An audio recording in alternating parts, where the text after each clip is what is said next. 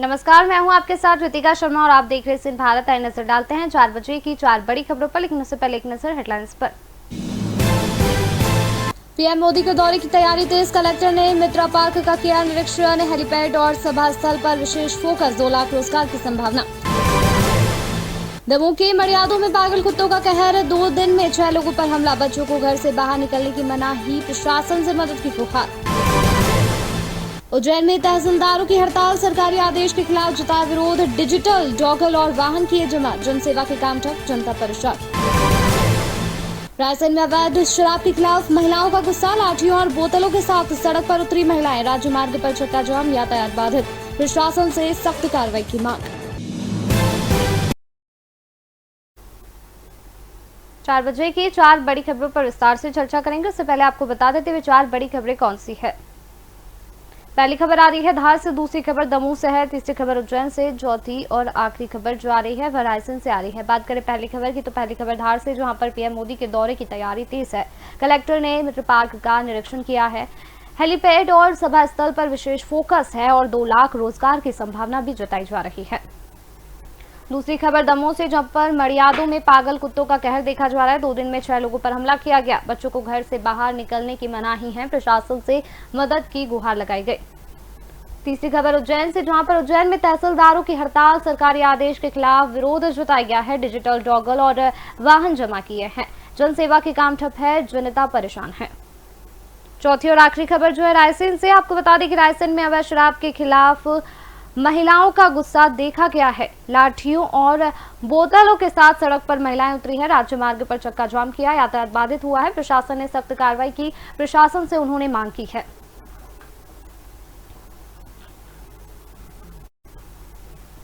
आपको बता दें पहली खबर धार से, जहां पर धार जिले के बदनावर में प्रधानमंत्री मोदी के 25 अगस्त को प्रस्तावित दौरे की तैयारियां जोरों पर है।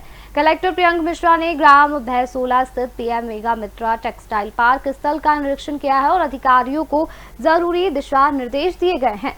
निरीक्षण के दौरान हेलीपैड, सभा स्थल, पार्किंग और पहुंच मार्ग की व्यवस्थाओं की समीक्षा की गई है।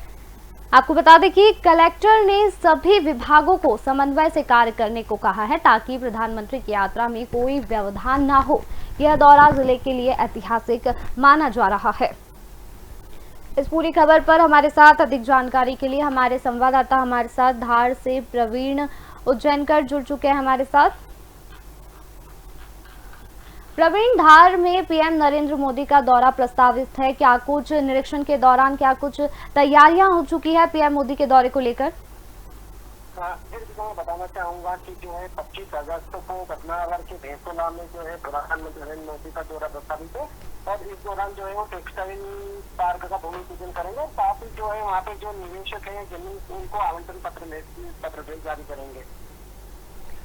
वहीं अधिकारियों को क्या कुछ दिशा निर्देश दिए गए हैं कलेक्टर के द्वारा? मैं बताना चाहूंगा कि जो है बदनावर के जो है भैंसोला है वहाँ पर मेगा टेक्सटाइल पार्क की स्थापना हो रही है।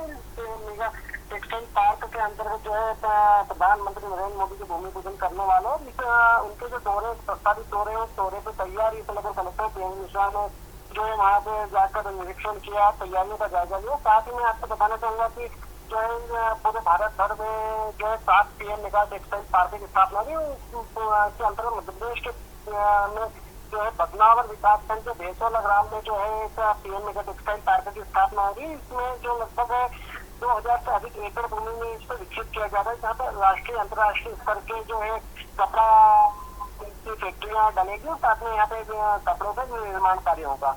इसका उद्देश्य क्या है और इस दौरे के लिए सुरक्षा और ट्रैफिक को लेकर क्या दिशा निर्देश दिए गए हैं?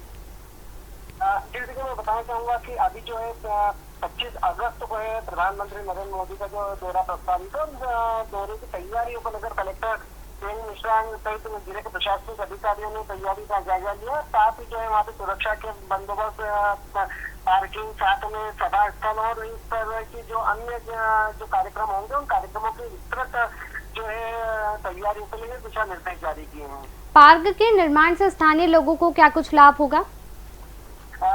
मैं बताना चाहूंगा कि जो मध्य प्रदेश का एकमात्र बदनावर में जो है भैंसोला में जो पार्क बन रहा है, इसमें लगभग 2 लाख से अधिक प्रत्यक्ष अप्रत्यक्ष रूप से लोगों को रोजगार मिलेगा। साथ में पीपीटी मॉडल के आधार पर इसको विकसित किया जा रहा है।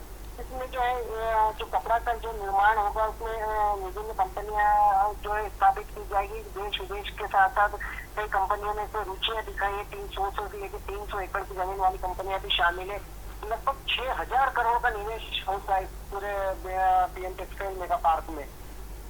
जी, तो आपको बता दें जो खबर आ रही थी धार से, जहां पर पीएम मोदी के दौरे की तैयारियां तेज है। आपको बता दें कि कलेक्टर ने मित्र पार्क का निरीक्षण किया है। हेलीपैड और सभा स्थल पर विशेष फोकस है। 2 लाख रोजगार की संभावना भी जताई जा रही है।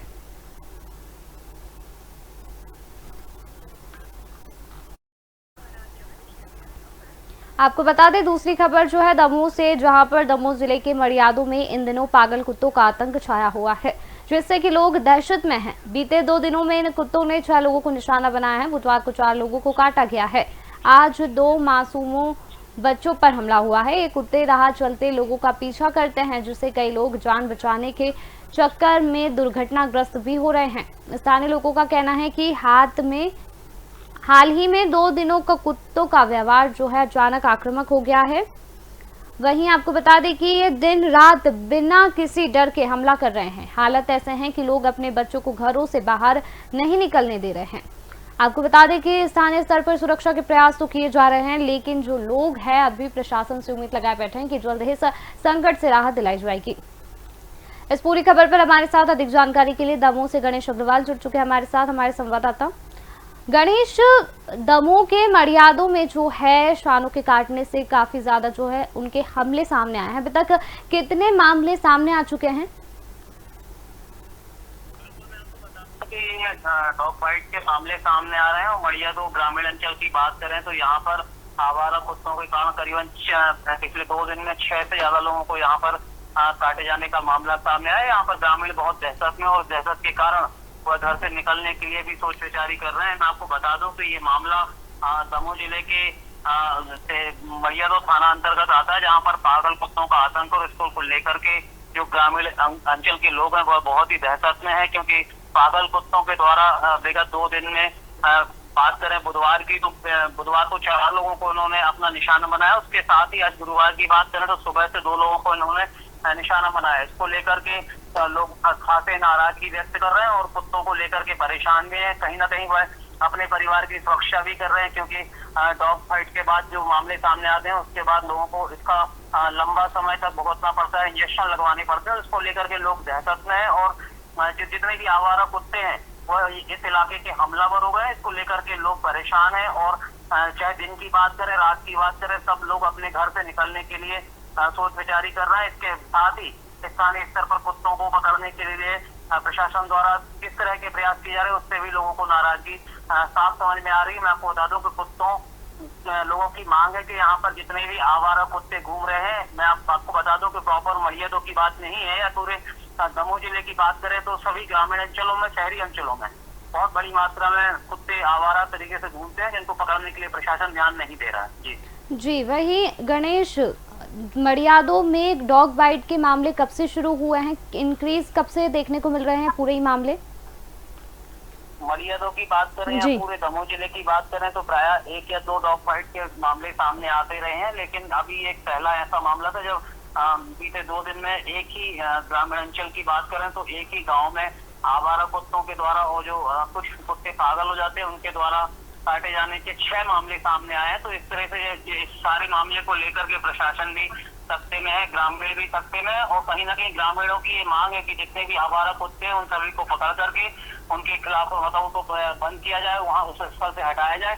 इसको लेकर ग्रामीण दहशत में भी है। जी, अभी प्रशासन ने वर्तमान में क्या कुछ कार्रवाई की है समस्याओं को लेकर?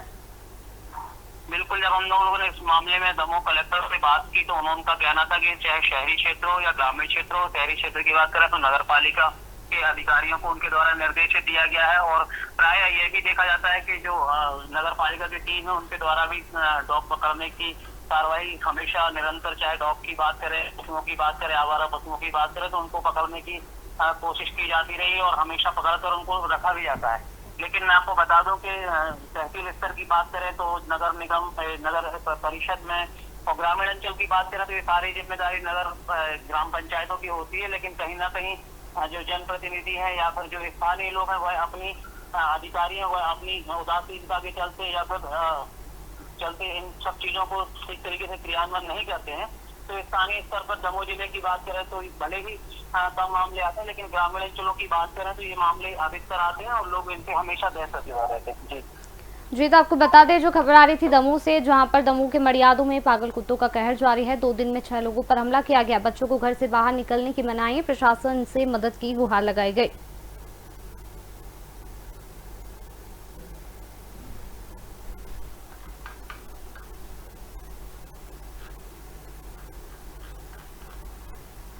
तीसरी खबर आपको बता दें उज्जैन से, जहां उज्जैन जिले में तहसीलदारों और नायब तहसीलदारों ने सरकारी आदेश के खिलाफ हड़ताल का रास्ता अपनाया है। गैर न्यायिक और न्यायिक कार्यों के विभाजन को लेकर के जताए गए विरोध में सभी अधिकारियों ने अपने डिजिटल हस्ताक्षर वाले डोगल और सरकारी वाहन जमा कर दिए हैं। उन्होंने साफ चेतावनी दी है कि जब तक ये आदेश वापस नहीं लिया जाता वे काम नहीं करेंगे।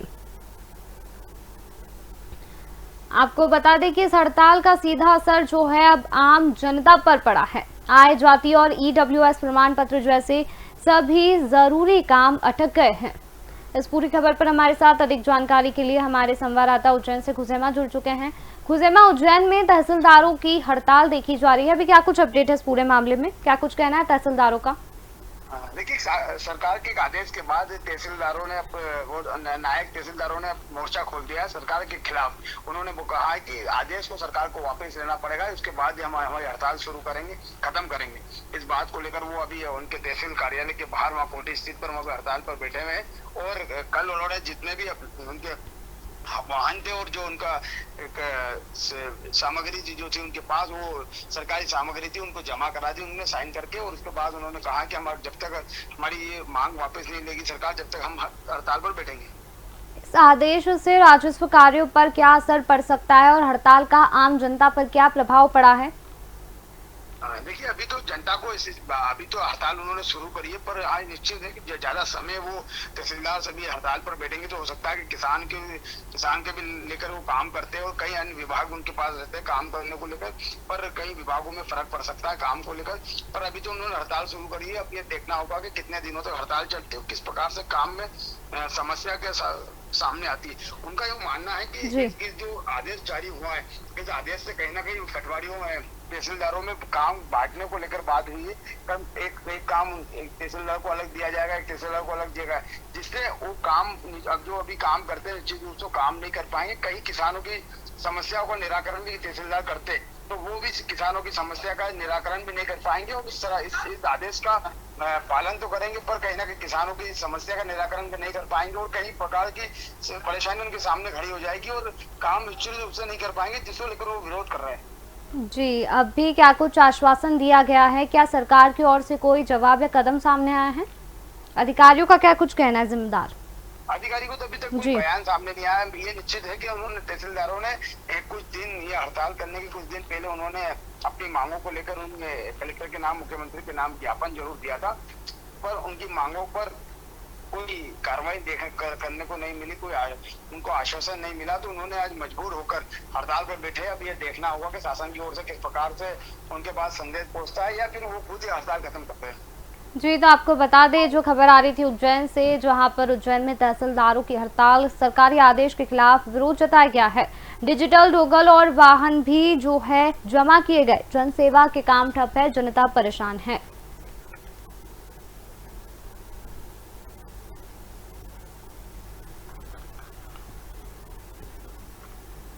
चौथी और आखिरी खबर आपको बता दें रायसेन से, जहां पर आपको बता दें कि रायसेन जिले में जो है महिलाओं के द्वारा विरोध प्रदर्शन किया गया है। शराबबंदी को लेकर के महिलाओं के द्वारा चक्का जाम किया गया। आपको बता दें कि रायसेन में महिलाओं के द्वारा जो है विरोध प्रदर्शन किया गया। हाईवे पर दर्जनों महिलाएं लाठी डंडों और शराब की बोतलों के साथ सड़क पर उतर आई और चक्का जाम किया। इस पूरी खबर पर हमारे साथ अधिक जानकारी के लिए हमारे संवाददाता हमारे साथ रायसेन से राशिद मीर जुड़ चुके हैं हमारे साथ। राशिद, रायसेन में एक बार फिर जो है महिलाओं के द्वारा अवैध शराब को लेकर के एक बार फिर उनका गुस्सा देखा गया है। लाठियों और बोतलों के साथ महिलाएं जो है सड़क पर उतरी है, क्या कुछ कहना है आपका इस पर? जी, जैसा कि लगातार इस तरीके की खबरें लगातार एशियन भारत पर दिखाई जा रही है। हालांकि आप कहीं पीछे कुछ ही दिन पहले जाएंगे तो लगातार इस तरीके की खबरें एशियन भारत में लगातार रायसेन जिले में दिखाई जा रही है। ये पूरा मामला रायसेन जिले के चलवानी तहसील का है।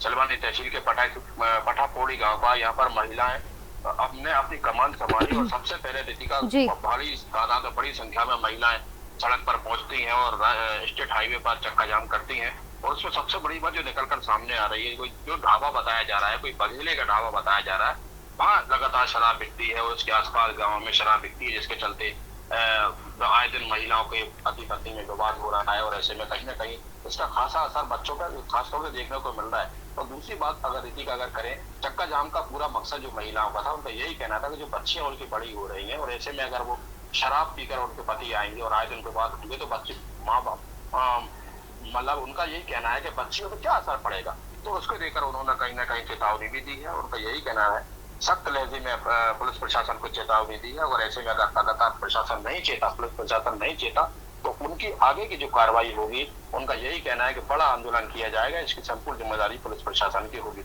लेकिन रितिका एक और बात ये भी देखने को मिल रही है, वो अपने साथ जैसा आप भी जिक्र भी कर रही थी कि लाठी डंडों के साथ साथ में जो विरोध प्रदर्शन कर रही थी, उसका माना ये जाएगा उनका अनोखा प्रदर्शन था। और वो जो शराब की बोतलें थी, हर महिला के हाथ में अबूबन महिला शराब की बोतल थी और वो दिखा के अपना प्रदर्शन कर रही थी। कहीं न कहीं ये बात जो देखने को मिल रही है। और दूसरी बात रितिका यहाँ पर की जाए, आपको याद होगा रितिका लगातार मैं ये भी कहना चाहूंगा कि लगातार नशा मुक्ति अभियान चलाया जा रहा है संपूर्ण मध्य प्रदेश में। अभियान चला, उसमें जनप्रतिनिधि भी शामिल हुए, पुलिस प्रशासन के साथ साथ आमजन की भी, जो महिलाओं को भी जागरूक किया गया।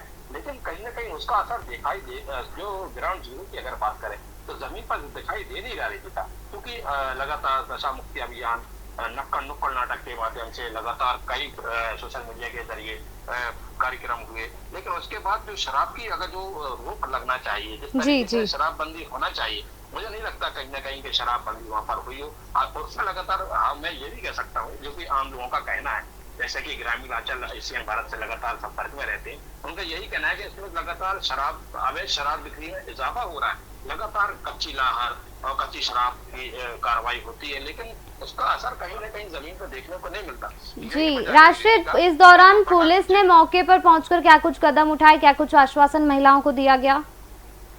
ये रितिका मैं उसी पे आने वाला था। आश्वासन की अगर बात की जाए तो अभी कहीं ना कहीं पुलिस प्रशासन जो उदयपुरा चलवानी हाईवे पर पहुंचा था, यहाँ पर महिलाएं चक्का जाम कर रही थी, उसका असर और उसकी बात जो निकलकर जो सामने आ रही है, अभी कहीं ना कहीं महिला पूरी तरीके से आश्वस्त नहीं है कि उन पर कार्रवाई होगी जो अवैध शराब माफिया शराब बेचते हैं। लेकिन कहीं ना कहीं पुलिस ने उनसे बातचीत की है और उनका यही कहना अभी फिलहाल जो है, अगर हाजिरी की बात कर लूँ, हाल ही की बात अगर की जाए तो अभी चक्का जाम फिलहाल समाप्त कर दिया गया है। लेकिन तो कहीं ना कहीं सख्त लहजे में चेतावनी जरूर महिलाओं ने दी है। और ऐसे में कहीं ना कहीं महिलाओं के साथ उनके बच्चे भी थे, कहीं ना कहीं ऐसे में पुलिस प्रशासन से उनकी बातचीत हुई है। लेकिन चक्का जाम के बीच का आप जानते हैं कि चक्का जाम जब होगा, कभी 1 घंटा हो या आधा घंटा हो, तो जो दोनों सड़क के दोनों छोर से लंबी लाइनें लगना हो, जिसमें ऐसे कहीं ना कहीं गंभीर मरीज भी होते हैं, एम्बुलेंस भी होती है, वो भी फंसती है, जिसको जल्दी जाना होता है, कहीं ना कहीं उनको भी समय की परेशानी होती है। लेकिन कहीं ना कहीं उन पर कार्रवाई क्यों नहीं?